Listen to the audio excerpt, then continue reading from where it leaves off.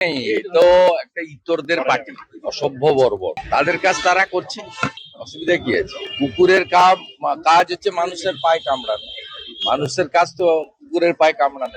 একটু আগে সুপ্রিম কোর্টের কমেন্ট নিশ্চয়ই পেয়েছেন, বলছে আমাদের তো আরো কাজ আছে, শুধু পশ্চিমবঙ্গ নয়।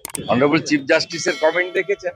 সকলেই বিরক্ত, মুখ্যমন্ত্রী, তার সরকার এবং তার দলের আচার আচরণে প্রত্যেকটা মানুষই বিরক্ত। তার অভিব্যক্তি আজকে সুপ্রিম কোর্টের চিফ জাস্টিসের থেকেও শুনতে পাওয়া গেল। উনি মনে হয় জানেন না, উল্টো দিকে থাকা কমিউনিটিটাও জোট বেঁধে ফেলেছে।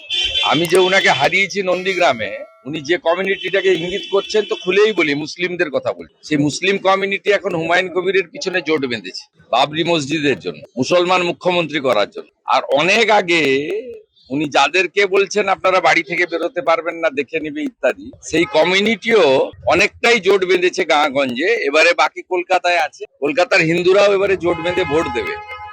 এই ধরনের সাম্প্রদায়িক উস্কানিমূলক কথাবার্তা এই মুখ্যমন্ত্রীর মুখেই সাজে, কারণ তিনি সবসময় এই কার্ড খেলেই নির্বাচনে জিতেছেন। 2021-এ সিএ কে এনআরসি বলে মুসলমান খেপিয়ে জিতেছেন। 2024 সালেও একইভাবে কট্টর সাম্প্রদায়িক কার্ড খেলে জিতেছেন। হুমায়ুন কবির নিজে স্বীকার করেছে যে মুখ্যমন্ত্রী তাকে দিয়েই বলিয়েছিলেন শক্তিপুরে, বহরমপুরে, যে আমরা এখানে 70, অন্যরা 30, চাইলে কেটে ভাগীরথীতে ভাসিয়ে দেবো।